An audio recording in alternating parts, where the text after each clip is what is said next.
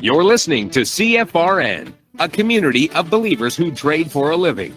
To learn more about who we are, what we do, and how we do it, call toll-free 1-866-928-3310, and we'll send you out a no-obligation information kit absolutely free. 866-928-3310. The CFRN Emini Futures cast is now on Stitcher. Listen to us on your iPhone, Android phones, BlackBerry, and WebOS phone. Stitcher is smart radio for your phone. Find it in your app store or at Stitcher.com.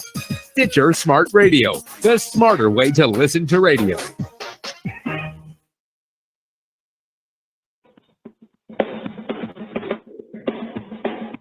Are you ready, Steve? Andy? Yeah! Bert? Well, all right, fellas.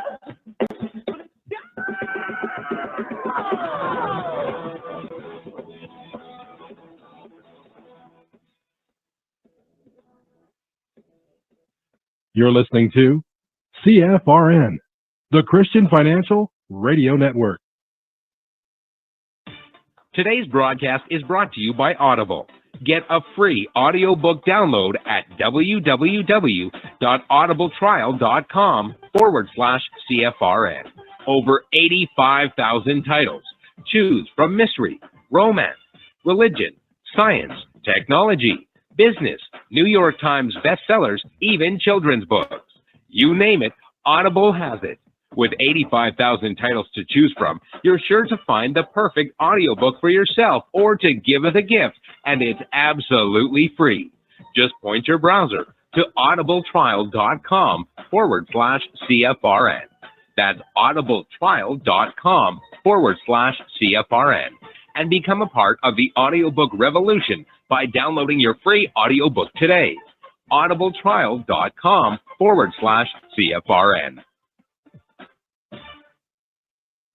Hey, trader, want to get rich quick? Well, good luck with that. If, on the other hand, you actually want to learn how to trade, the place to be is www.cfrn.net. Tune in Monday through Friday, 9 a.m. Eastern for our daily devotional, and then spend the next 3 hours learning how it's done from professional traders who actually trade for a living. That's www.cfrn.net. Every trading day from 9 a.m. to 1 p.m. Eastern. CFRN, a community of believers who trade for a living.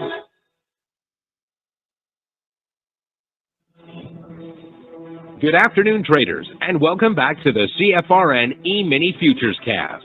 This is the daily broadcast of Indeterminate Length, where we discuss all things Emini, along with some really big ideas on the finer points of trading gold, bonds, crude, sugar, the euro, and even T-bills. Joining us today from our studios in Boston, Mr. Michael Borth. From our trading desk in Chicago, Mr. Burton Schlichter. Now, to get things started, let's go to our host and founder in Studio A, overlooking South Mountain, America's largest city park. Here's Dwayne. Good afternoon. Welcome back. Today is Tuesday, 18th day of February, 2020. Thanks so much for joining us. Whoever you are, wherever you are, we're just glad to have you right here, right now. If you cannot see the screen I have up, just go to our homepage at CFRN.net. On the right-hand side of the page, click the big microphone. Follow the instructions. You'll be registered in about 30 seconds, and that will give you one-click access to the show each and every day. On the days you're out of the office, away from your desktop, point any internet-connected browser to cfrn.net/live. There you'll find a live, real-time simulcast of the show as it unfolds, brought to you by the good folks at CFRN. All right, let's take a look at a daily chart of the S&P 500. Got a red candle cooking. Now we've been running Fibonacci price extensions from the low to the high to the retracement. And we just about made it to that 38% Fibonacci price extension that we had been waiting for. That number was 33.96, and it looks like we had a swing high at 92.50. So what's on deck now? Well, a pullback to the BBC. That looks to be the ticket. So let's do this and this.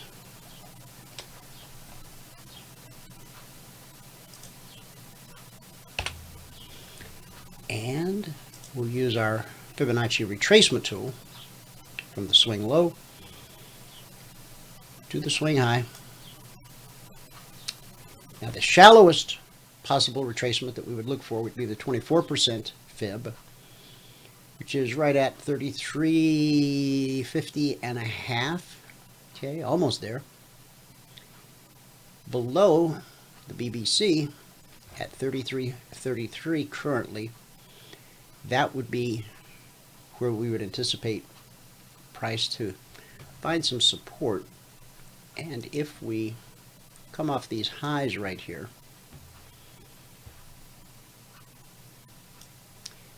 there it is.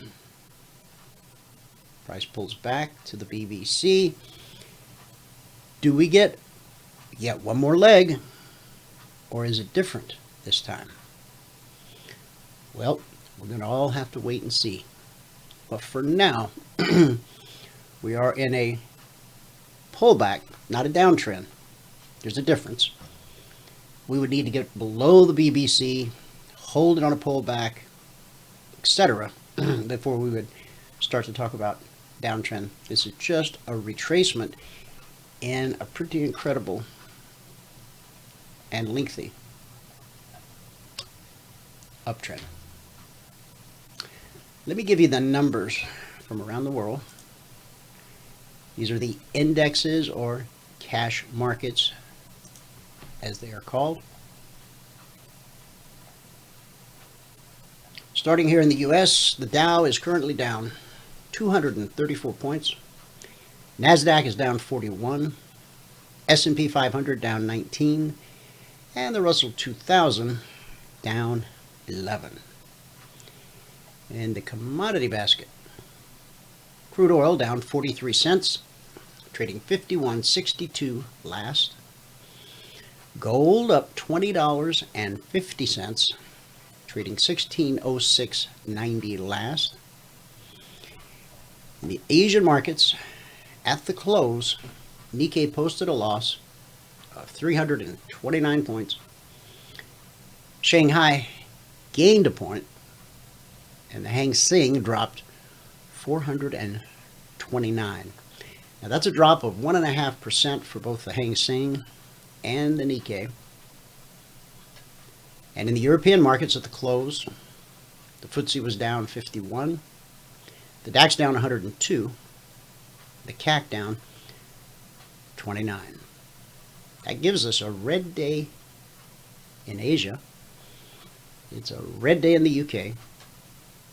And it's a big red Radio Tuesday so far here in the US of A. Got a little bit of news I'll share with you real quick, and then we'll go to Michael and get a recap of what happened in the live trading room this morning. Bitcoin could potentially hit $26,000 in just 2 months, thanks to a bullish event that previously triggered 170% price gains.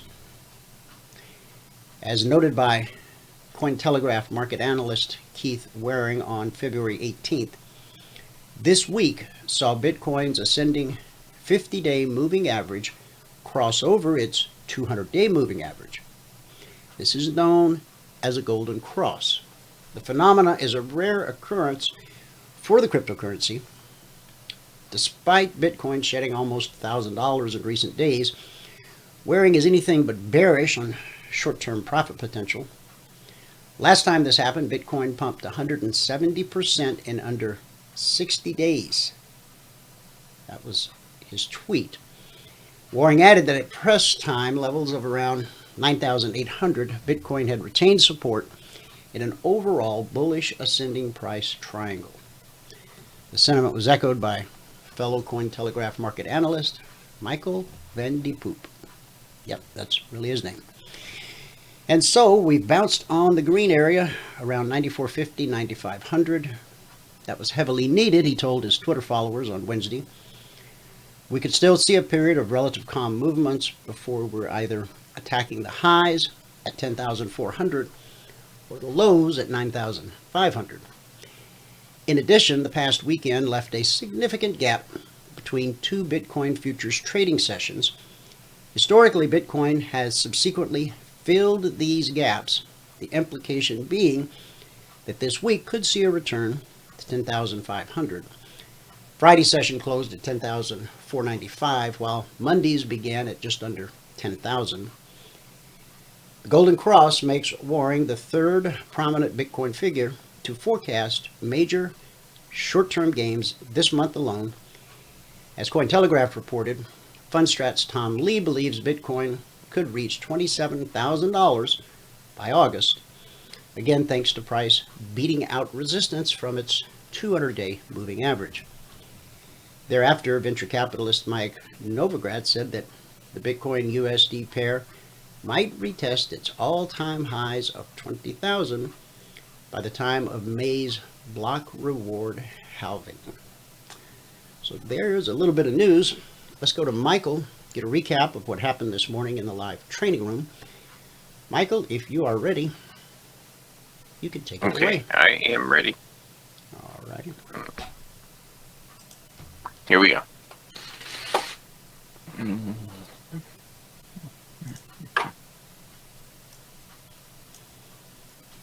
There. All right. Got you. You should be looking at my screen. We got you locked and loaded. Okay. All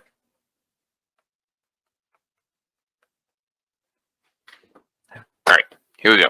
If you have not taken a free trial with us, I'm sorry. Good afternoon, everyone.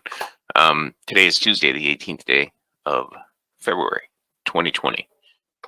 If you have not taken a free trial with us and you want to take a free trial with us, go to the homepage at CFRN.net and you can click on any one of these. You click on any one of these free trial links right here. And you click on that and you will be brought to this page right here, eminitrainingschool.com.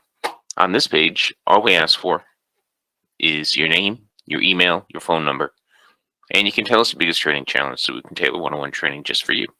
And, and we get various things in here like how to manage trades and whatever. I mean, just tell the truth and we'll do our best to help you out. All right, hit the send button and you'll be sent a confirmation link. Once we get the confirmation link, we know that you took the free trial. Well, you got to click on the confirmation link. Once you do that, then we know you took the free trial.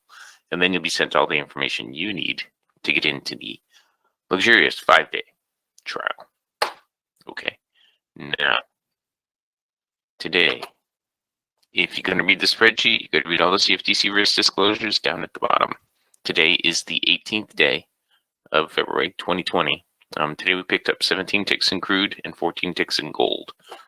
Put us at plus 310 on the morning session.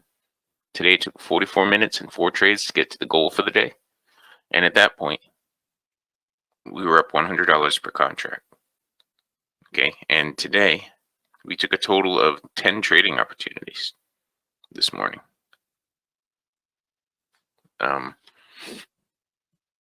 And so on the month now, we're up $1,651.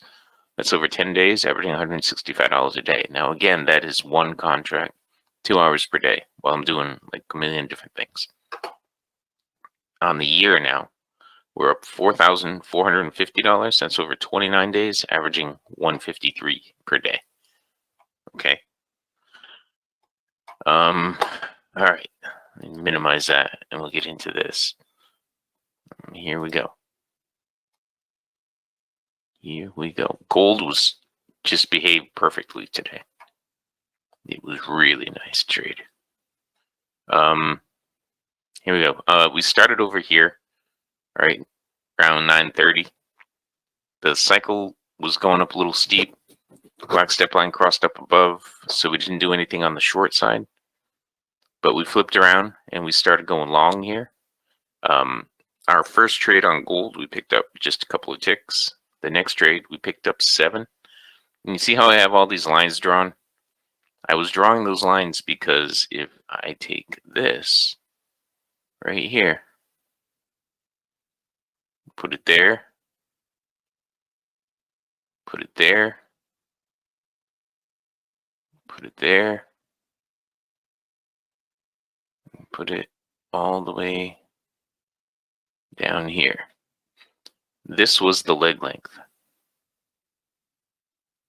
that just kept being met, okay?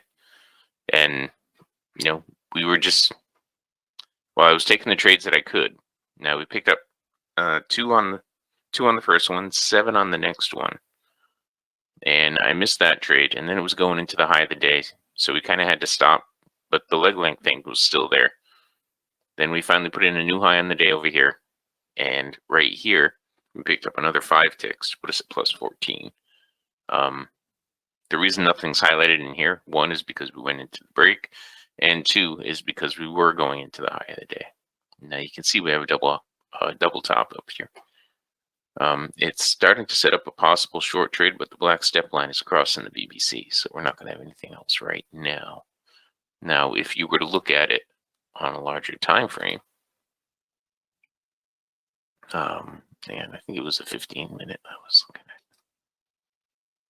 Yeah, you see it came down, hit the BBC right here, then you got that up close, and right there, all-time highs on gold right there, 1608.2.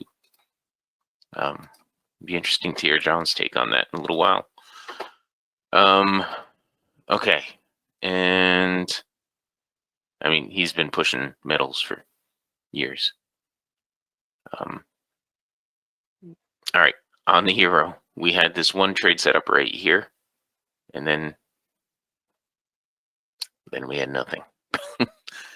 We had a 164 long there, a 164 short there.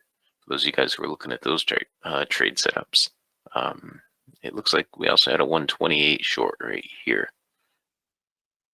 Okay, and a 128 long right there, and a 128 long right there. Okay, so there were opportunities if you utilize all the trade setups, but you know, the two that we do in the room in the morning, well, I mean, there was opportunity, but not as much because they're pretty conservative. All right, on crude, our first trade setup, we picked up a tick. All right, our second trade setup, we had a break even. Missed this one, sadly. We picked up one more tick there to put us at plus 2. We had a break even there. Then we picked up 5 here to put us at plus 7. And then we picked up 10 here to put us at plus 17. And then we get into the break. Okay, now during the break, there was a long opportunity right here that would have been a break even. And that was it, really. That was it. On the ES was kind of a mess today. You see all this right here? We had one trade opportunity in here. It was right there. Would have been a break-even trade. And then went sideways for an hour. Dropped down to the weekly trading zone. Then went sideways for another 10, 15 minutes. Then it started dropping down again. And there was one trade setup right here on the way down that we could have done. I didn't get filled on it. I did try, but I didn't get filled. And down it went almost to the next zone. You see the next zone is right here. Now we're right in the middle of all the weekly trading zones right now. But the next zone is right down there. We didn't get a trade setup in this area at all. So that was it on the ES. We had just a couple of trade opportunities. Okay. Now we'll go back over here to to this. Again, if you're going to read the spreadsheet, you're going to read all the CFTC risk disclosures down at the bottom. Today is the 18th day of February 2020. Picked up 17 ticks on crude, 14 ticks on gold, put us at plus 310 per contract on the morning session. Today took 44 minutes and 4 trades to get to the goal for the day. At that point, we're up $100 per contract, and we took a total of 10 trade opportunities today. So on the month now, we're up $1,651 a contract. That's over 10 days, averaging $165 per day. Now that is one contract, 2 hours per day. And on the year, we're up 4,450. That's over 29 days, averaging 153 per day. 153 per day. Okay. All right. And if you have not taken a free trial with us, go to the homepage at CFRN.net, and you can click on any one of these free 5-day trial things. Use our proprietary indicators for free 5-day trial. Any one of those, you can click on it, and you will be brought to this page right here. And you can go directly to this page, EminiTradingSchool.com. Here, all we ask for is your name, your email, your phone number, and you can tell us your biggest trading challenge, so that when we do one-on-one training with you, we'll have more information. And when you sign up for a one-on-one, we ask for that information as well. And you hit the send button. Once you hit the send button, you'll be sent a confirmation link, and then we know that you took the free trial. Okay. And that's it. With that, we pass it back out to fabulous Phoenix, Arizona, overlooking South Mountain, Studio A, America's largest city park. Dwayne, if you are ready.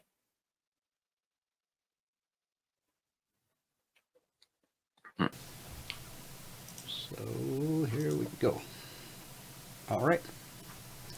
Almost. Okay. Now we are. Almost. There we go. All right. S&P 500 in a retracement. Back to the BBC.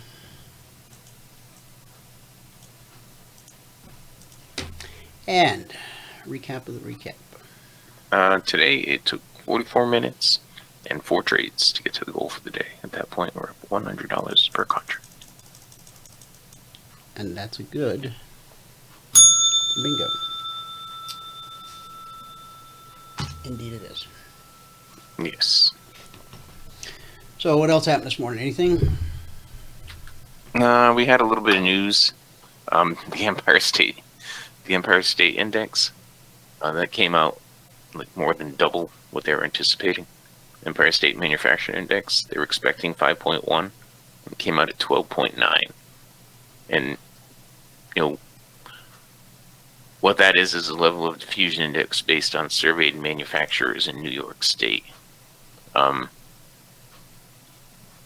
It's a leading indicator of economic health. Businesses react quickly to market conditions, and changes in their sentiment can be an early signal of future economic activity such as spending, hiring, and investment. So that's, they showed as low impact, but I think, the fact that we more than doubled what they were anticipating is kind of a big deal. We also had housing price, the NAHB Housing Market Index come out, and that came out just a little lower than anticipated, which is okay. And this afternoon we have tick long-term purchases coming out. That's, well, it shows it is a low impact, and it's going to be right at 4 p.m. So, we'll see what kind of liquidity is in the market at that time, and how much it'll move it, if it's going to move it at all. But that was the morning session. And for the week so far, Logic 247.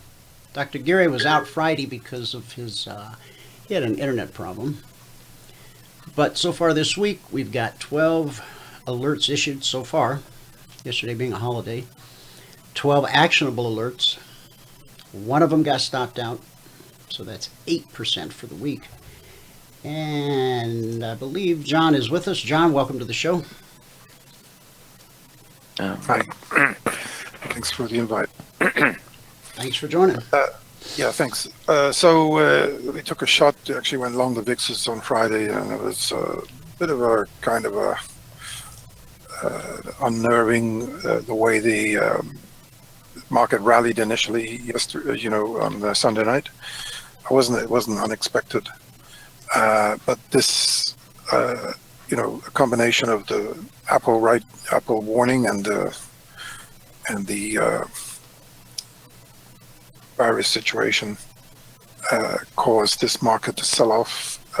Actually happened to be up at around 4 this morning when the market bottomed, and I've noticed there's a particular pattern to the way this market bottoms when it does, and we're down about 90 on the NASDAQ, maybe a little bit more than 90.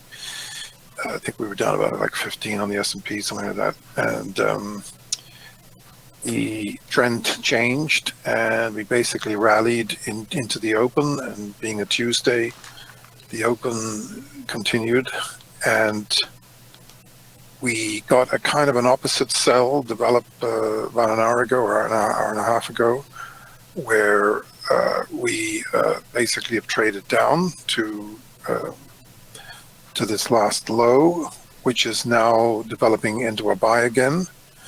And the question is how much of a rally we're going to get before, Apple's starting to pick up. I think it got down to about 311 overnight.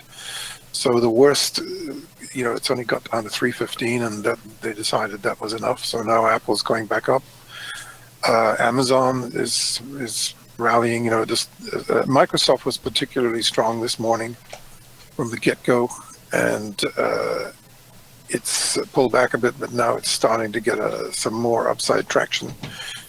And Tesla, this morning, I think if this person hadn't been on CNBC this morning, around about 8:45 or so, going on about Tesla, calling it like $7,000 price target and sort of craziness.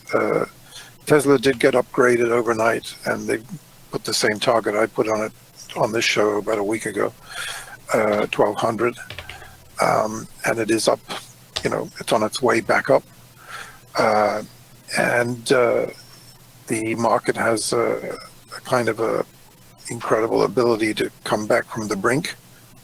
But the cracks are appearing in the dam, and today's sell-off is more of a kind of a warning of one, sort of panic, where a few dips, trying to buy the dips too early could be a little bit painful. So right now, I think we're going higher, but it could go positive before the day's out on the Nasdaq. That would be a very big deal if that happens, and it could certainly pull the other indices up and potentially rally, maybe even overnight, going into Wednesday. But Wednesday is a very important day. We've had some down Wednesdays, and if we did get a down Wednesday, I think it would probably be a precursor to a bigger sell-off going into the end of the week. Listen, it's pretty obvious that the numbers that are coming out on this coronavirus are manufactured. Situation's far worse than it is. But because it's official, the market tends to trade off it. So they're giving the impression that the number of infections are declining from 5,000 per day to like 2,000 or 3,000, and that's part of the reason why the market's not tanking. Yeah, in fact, we're catching a bounce off last week's weekly trading zone at 57/58. Right. And, that's pretty important, because that's why I say, that number now, if we go down through that, then we're in trouble. And look, we do have a gap down, and, gaps are important in the sense that if we start moving down, the further away we get from this gap, the worse it could get. But this market's ability to come back and rally is being demonstrated right in front of your eyes right now. Yep. An hour ago we were panicking, and it looked like we were going to tank all day, and now it's the opposite. So, and they got Cooperman on CNBC saying the Fed is creating a big rise in stocks, and he's right. And it's the market is, look, it is a very tricky thing, this trading through this corona thing, because the slightest bit of good news tends to be bullish for the market. Even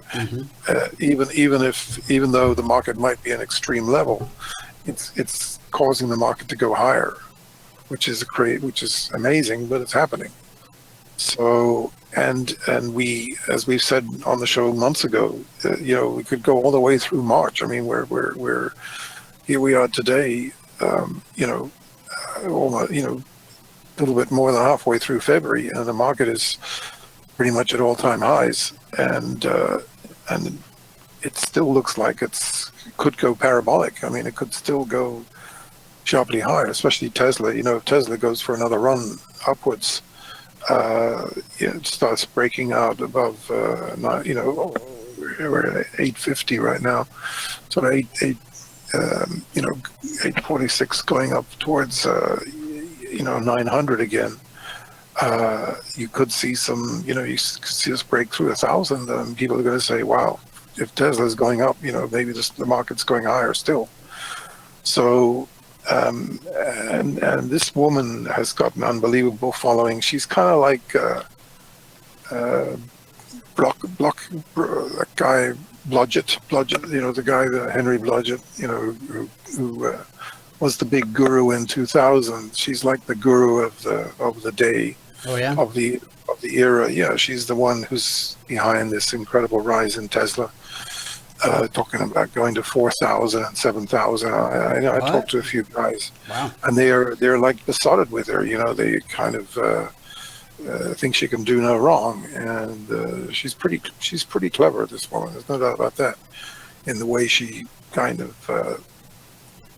manages things. So she's obviously got a lot of credibility, and a lot of people are starting to trade off what she's saying. So, imagine, even though it's kind of like Apple's put the bad news out, right? So the slightest bit of good news now that Apple, they come out and say, well, maybe our workers are coming back and we're going to start production again. All of a sudden the stock's going to jump $10 or $20.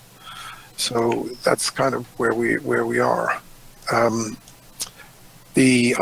I think one of the reasons why the market kind of tanked earlier on from the highs, both overnight and wasn't it kind of odd for that warning to come out yesterday on a market holiday? It kind of was, yeah, because if it hadn't come out, we'd probably be making all-time highs right now. Yeah. But it happened, and it's the way it is. But gold, according to our, we actually put out a very bullish thing over the weekend on gold, saying it was headed to, I think we looked at GOLD on Friday, and Royal Gold was another one. See that? That's just gold right there. Yeah, if you put GOLD, the Barrick golds, you'll see that it's had a big rise in the last few days, and it looks like it's going to gap through 20. I'm not seeing Barrick. Barrick gold there. There you go. There it is. See that? So I actually said it would go through 20 today, and it's done it. This is a pretty big deal. Going back to June, where we were down at $12, that wasn't so long after the takeover, or the kind of a combination of different companies. And what often happens, which we probably should have been paying more attention to, is there's a period of kind of consolidation or correction even after a combination of companies, and then you start to see efficiencies develop from from that combination, and it starts to be manifested in the stock price. So you had a pretty fast run up from 12 to 20, and then this pullback, and now you're really set for an upside acceleration, possibly of some considerable power. Still, given the way that chart looks, and going back historically, if you are looking at a much higher stock price in the past. Yeah, there's $24 back in 2016. Yeah, I think it's been even higher than that. Back in 2011, this thing was like huge. It was up around 40 or 50 bucks, something like that. So, maybe even more. Look at that, 60, 55. So this thing, given where the gold price is today, $300 from an all-time high, you could make the argument. I mean, we could have a very rapid move up to 30 based on that chart, and then just continue higher thereafter. So, and I think one of the reasons. I mean, also our silver. I really think silver is going to go. I mean, silver looks like it's set to go. We're up to 18, back to 18 now. We get through that double spike there.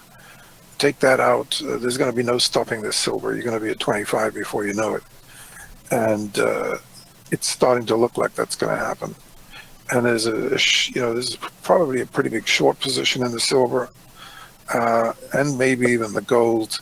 So they're getting their clocks cleaned this morning by this rally already.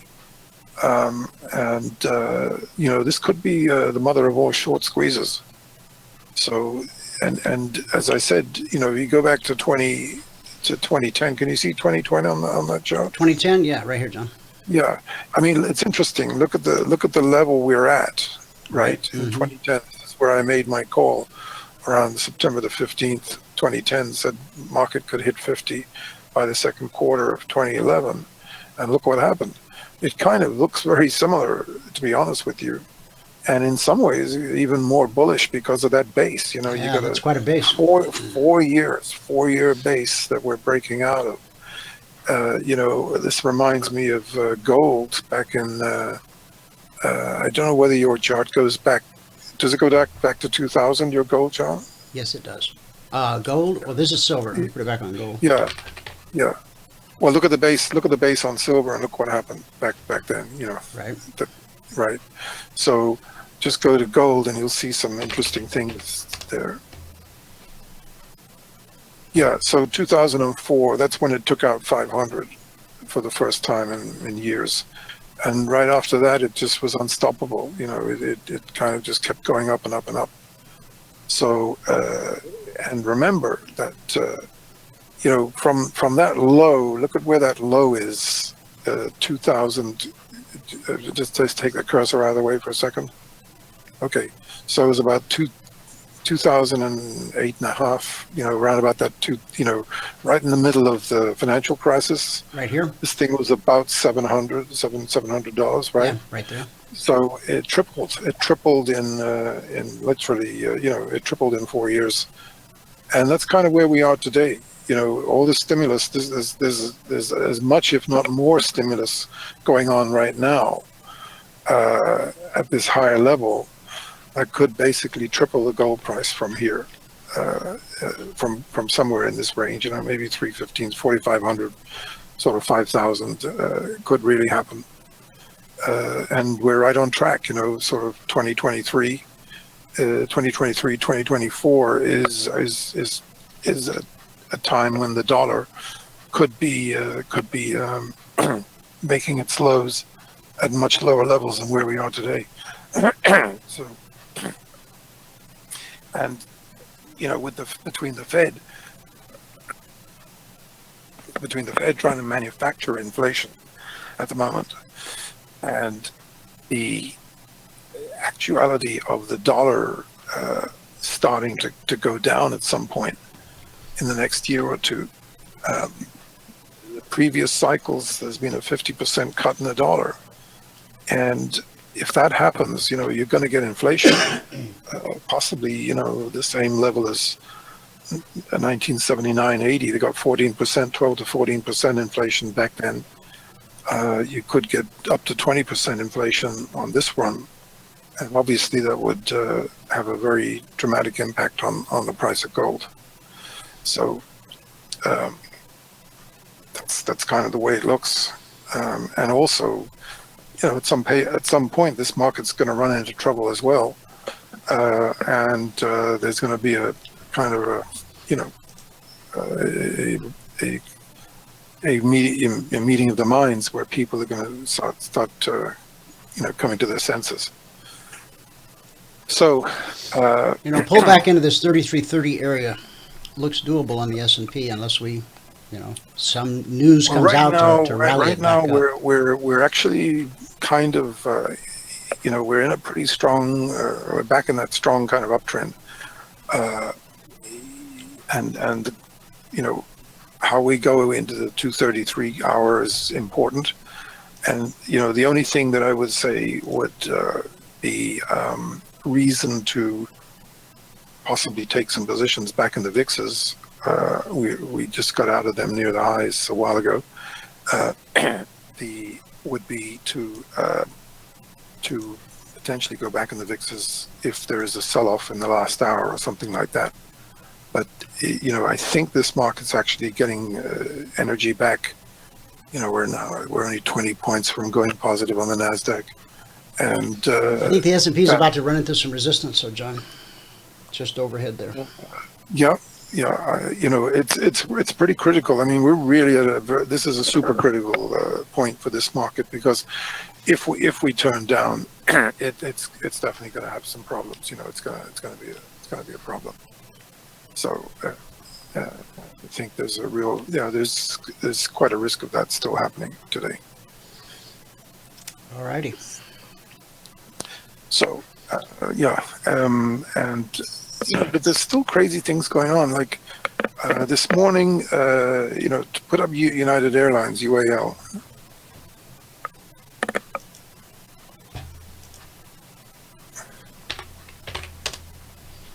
There we go. Okay.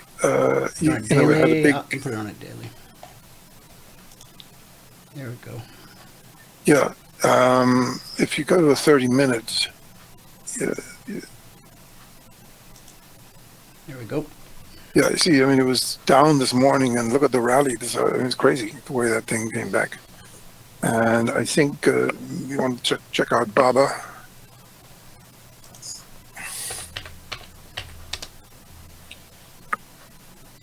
There we go. Not acting too badly, actually. Potentially, I mean, if that thing starts going north from here, I think that supports the market. That's because I think the market's trading off these Chinese stocks. And remember, China lowered rates over the weekend. That's one of the reasons why the market was up on Sunday night. It was a red day in Asia and a red day in the UK. Yeah. Try Baidu.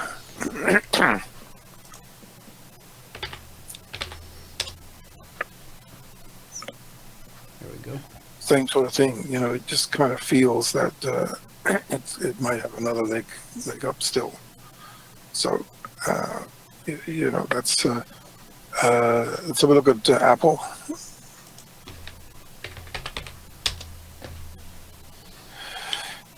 We're still on 30-minute. Yeah, I mean, you're probably gonna right now. That's a doji. That's kind of a doji. So.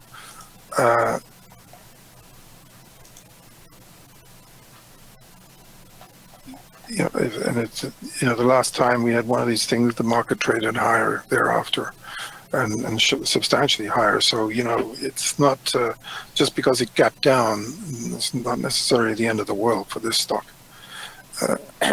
And that's the whole thing. That's what's making this market pretty difficult to figure out. Yeah. Yep, not an easy one, that's for sure. Yep. Okie doke. Well, listen, thanks very much for the invite. All right. Talk to you soon. Okay, let's stay with this 30-minute chart here for a moment. Now, from this swing high, to this swing low, we have hit a 50% Fibonacci retracement from the low to the high, and we've got the BBC just overhead, which we expect to be good resistance until it isn't. This gap lower opened last night, gave us a leg down and a retracement and a leg down. So you see, you have these bullish moves and everybody climbs on board, everybody buys until we run right into the resistance. And there it tracks right across. We got to close above the BBC, but then the following candle reversed and in 30 minutes took us substantially lower. So what do we expect to happen? We get a leg, a retracement to the BBC, and then a leg to the downside. There was a Logic 247 alert this morning, 3360 down to 3358. Just a 2-point move, but it was a foreseeable 2 points to the best you can foresee such events. Now, if we run into the BBC here, which we will eventually, whether it happens in this candle or the other, the big question is, do we manage to get above it and stay above it? If so, things change. When we're below it, we're looking for lower prices. And what happened here? Price came right down to the zone, caught a bounce. And right here is where it became more than a retracement. We closed above, we pulled back to it, and it held as support. And that took us on this journey. When the journey was over, price started to walk sideways. We pulled back to the BBC, put in a slightly higher high, pull back to the BBC, a lower high,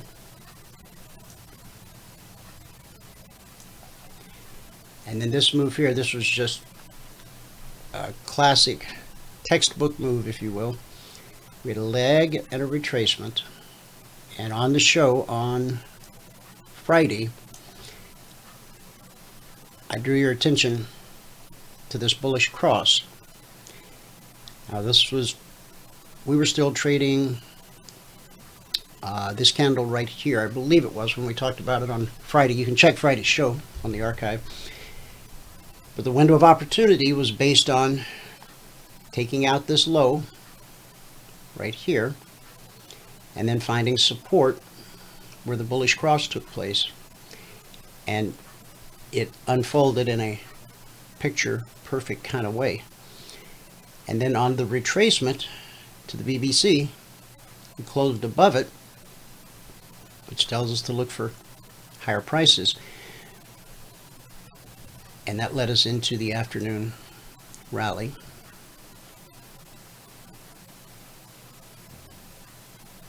And brings us back now to where we are.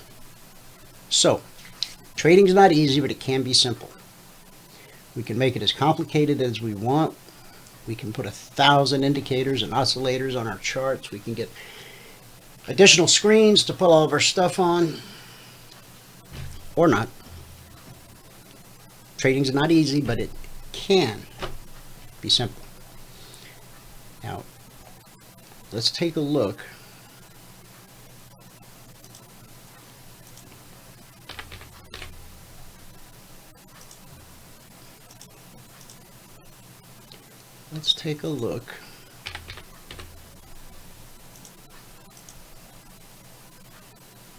at a 5-minute chart. What do we got?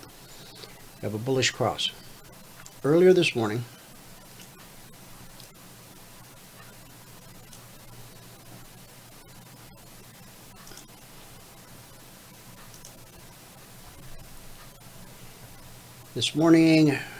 we had this head fake on the S&P.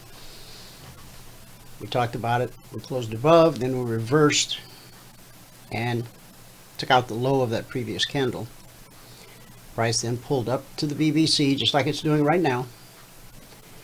And our anticipation was for a move to the downside. So this green candle happened, this is the 10:30, 30-minute candle. And if we come over here, here's 10:30. So based on this pullback to the BBC here, we're looking for a leg to the downside. On the 5-minute, there's the leg, there's the pullback. And on this pullback, you'll notice the CFMA1 remained red.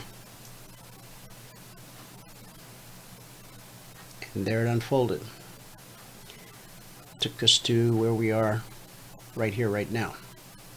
So what we would be watching for on the 5-minute is for this to simply roll over, drop back below the BBC, pull back, and give us our leg to the downside. As long as the 5-minute is above the BBC, I don't want to short it up there. I want to wait and see the 5-minute get back below the BBC, and then we're into that down leg. Now that retracement this morning, getting short anywhere in this area, once you've got a red candle, you got another red candle, and another red candle, you got red and falling. We dropped, the bearish cross took place at, we'll call it 33.69, and we dropped all the way to 33.55. That's about a 14-point move. Not too shabby. And we found support at this weekly trading zone from last week, 57/58. Okay? All right. So that's just an explanation here of this move today and how one might have traded it. Now, Concierge Trade Alert from last night. Standing by.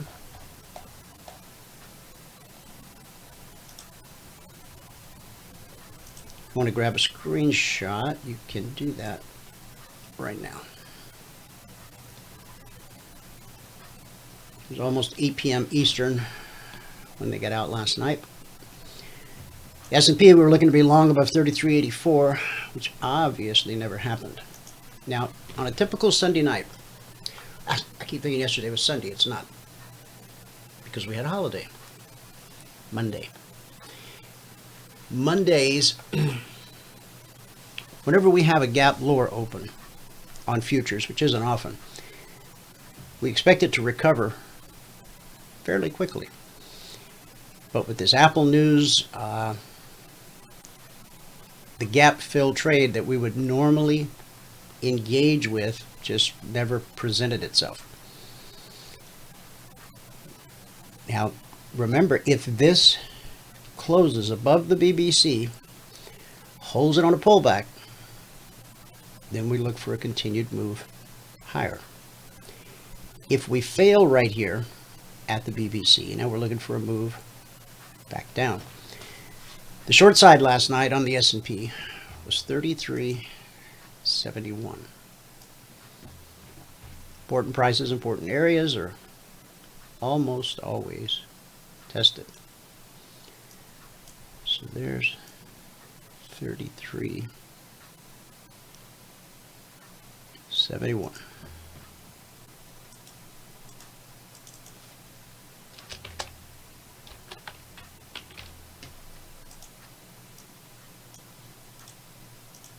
So this first little drop took us down to 67 1/4. So that's 3 3/4 points. Then we get back above the trigger, and the next drop takes us down to 63 1/4. Price reaches up and gets above the trigger by 3 ticks, and down we come again, and this time we put in a low at 61.25. It's basically, that's about a 10-point move. Then we get a leg and a retracement and a leg. And remember, we're still on the 30-minute chart. There's that red candle that we were talking about this morning. We got above the BBC. It was a head fake. A head fake's when the market looks like it's going to do one thing, this green candle, then does something else, this red candle. So we got a leg, retracement to the BBC, a leg down to the weekly trading zone. So there was 1, 2, 3, and even 4. 4 moves to the downside off that 33.71 trigger. Not unusual. Important prices, important areas are almost always tested. Now we're going to see the BBC holds and sends us back down from 71 to 58. Oh, let's see. Well, 61 would be 10, so I guess it's about a 13-point move. This last move, which took us from 71 to 57, 58. Now, this is last week's weekly trading zone. Partners and passport holders get the weekly trading zones every Monday morning, except when there's a Monday holiday, and it's Tuesday morning at 6:15 a.m. Eastern. This gives everybody a chance to get the zones on their chart before Wall Street even wakes up. So we'll come back and we'll check on this in a moment.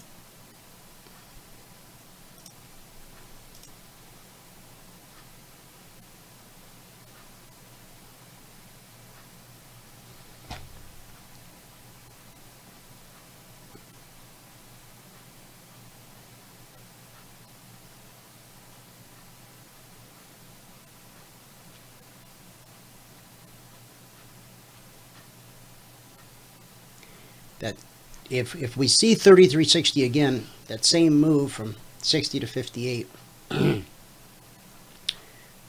would be a good opportunity. Now, as long as this remains red and falling, that supports the move to the downside. So kind of want to keep an eye on that. See how we turned into blue and climbing here as price walked back up.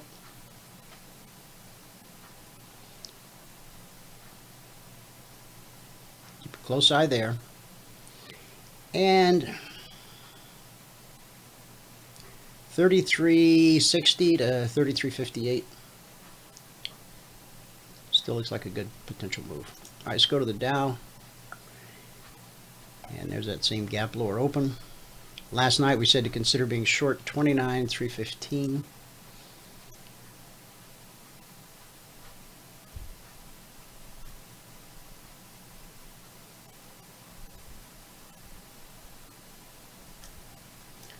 $29,315. 20-point move down to last week's weekly trading zone, and then we just continued lower. So we've gone from 29,315 to 29,100. So it's a 200-point move for the Dow. At $5 a point, if you were in it from the entry and you somehow managed to get out at the swing low, that would be $1,000 per contract traded. Now we've got that same pullback happening here. Just got to wait for it to get there, and then if it holds, we look for a move to the downside. On the Russell, last night we said consider being short 1678.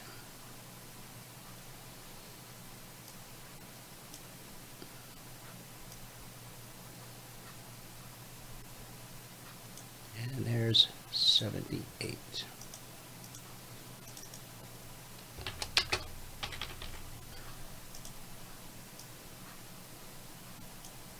and we dropped down to last week's weekly trading zone at 73.74. Caught a bounce. So we're back above the trigger. Remember, important prices, important areas, almost always tested. So we've got it happening with the S&P. We have it happening with the Dow. We have it happening with the Russell.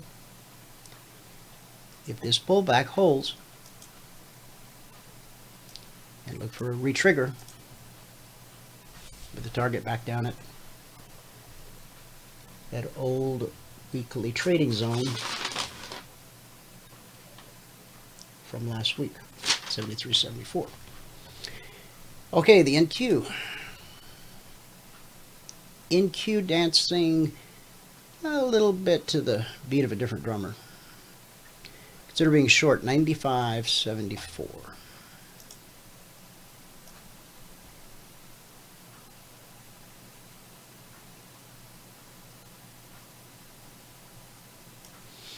All right, 95.74. Okay, so from 74 we dropped to 34. So that's a 40-point move in the NQ at $20 a point. It's $800 per contract traded if you got out at the swing low.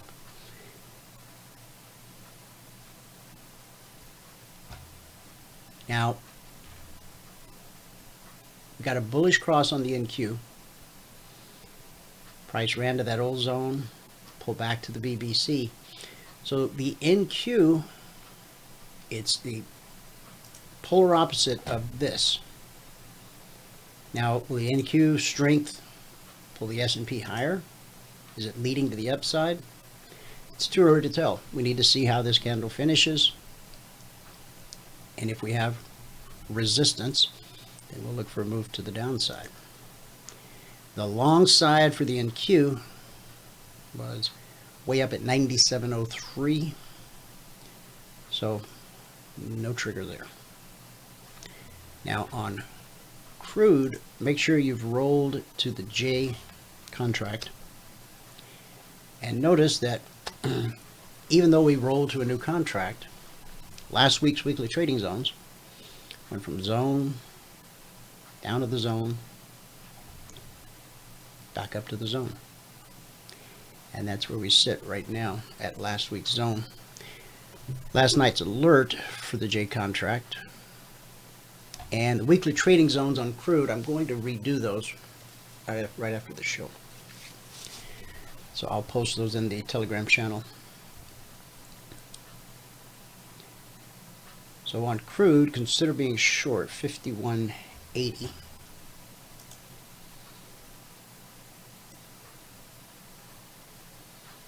And there it is.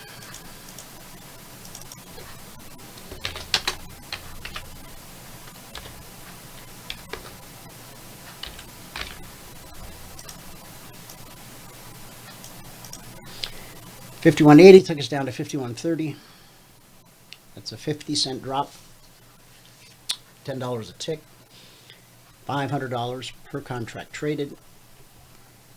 We found support at last week's weekly zone, and that sent us right back to the zone overhead where we found resistance. We then pulled back to the BBC and caught a leg to the long side, and we're right back at that area. Gold. Gold. Consider being long, 15.92 was last night's alert. And it happened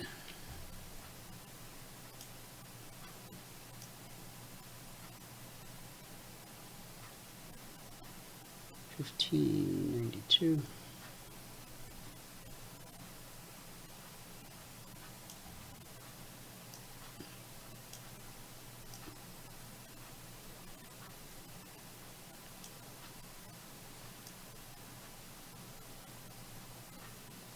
There's 15.92.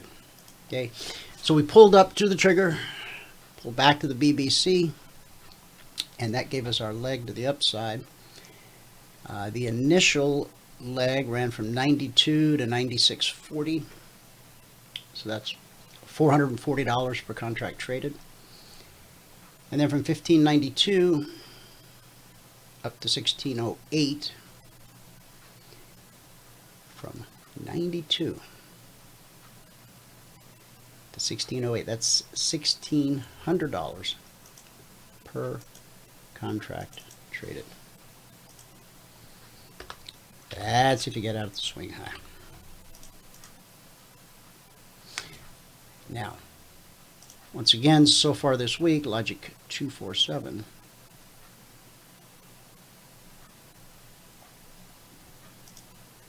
We've had a total of 12 alerts issued.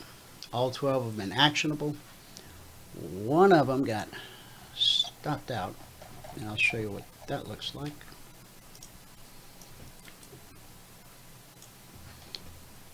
This was week 80. We're now in week 81.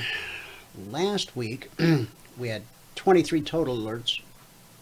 3 never triggered, so we had 20 actionable. One of them stopped out, 5%.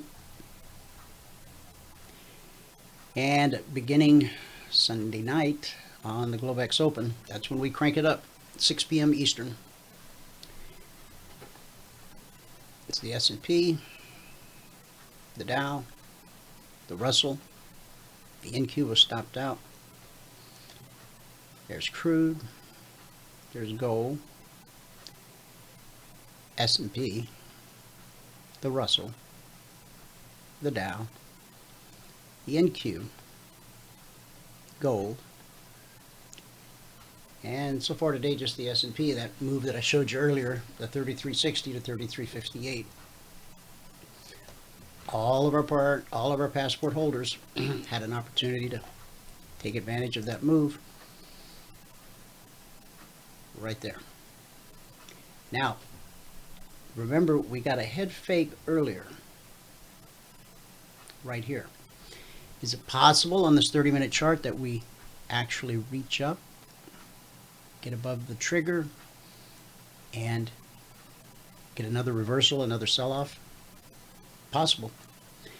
Too early to tell. We'll have to wait and see. If this candle goes negative, if this candle turns red,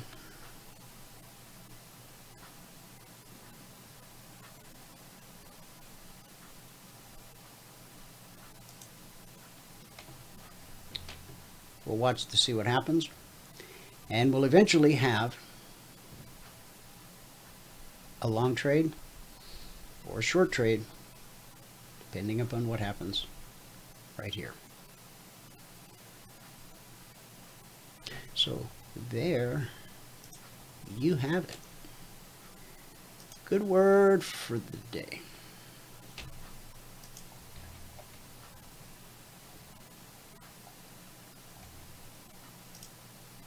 We've been talking about the importance of showing compassion. 1 Peter 3:8 says, have compassion for one another. 1 Peter 3:8. Finally, all of you be of one mind, having compassion for one another. Love as brothers. Be tender-hearted. Be courteous. So what does compassion mean? Compassion means to enter into another's passion. So how do you do that? Well, you might, for example, find out why the other person is so stressed or depressed, what's preoccupying them, why do they feel so passionately, and how can you enter into it? Or maybe a friend has been diagnosed with an illness, high blood pressure, diabetes, arthritis, cancer. What should you do? Maybe your brother or cousin is planning a high-end wedding or has bought a new home in an upscale neighborhood. Perhaps an associate just got promoted and the rest of their coworkers are envious and resentful. Attitudes are fickle at best and outright ugly at worst. But the person who got promoted is beaming, so enter into their passion and beam with them. Maybe someone you know just lost a loved one and you don't know what to say.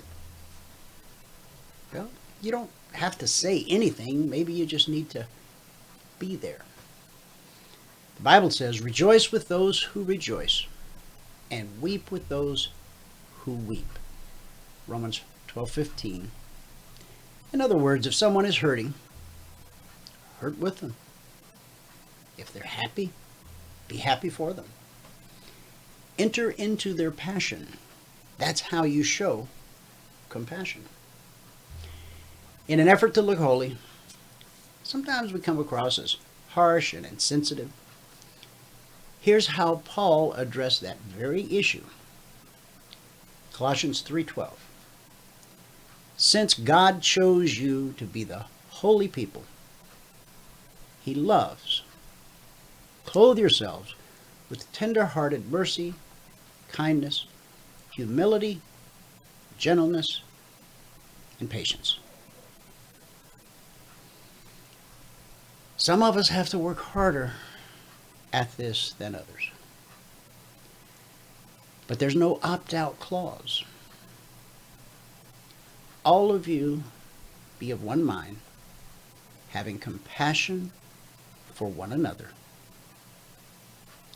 That includes you. And that's our good word for the day.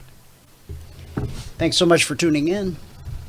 Whoever you are, wherever you are, may God continue to richly bless you with His mercy and with His grace. And I'll see you at the bell.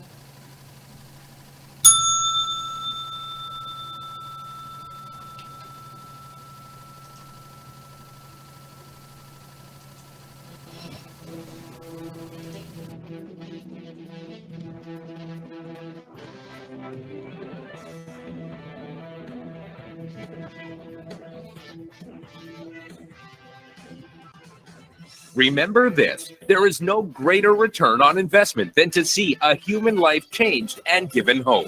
As always, pray hard and trade safe. Any financial information discussed on this show is simply the opinion of our host, Dwayne Reeves, his co-hosts, and guests. To learn more about trading Emini Futures or to take a 1-week free trial in our live trading room, call 1-866-928-3310. 866-928-3310. Information discussed on this radio program should not be construed as a recommendation to buy or sell any security. Always do your own due diligence and consult with a licensed securities broker or financial planner before making any investment decision.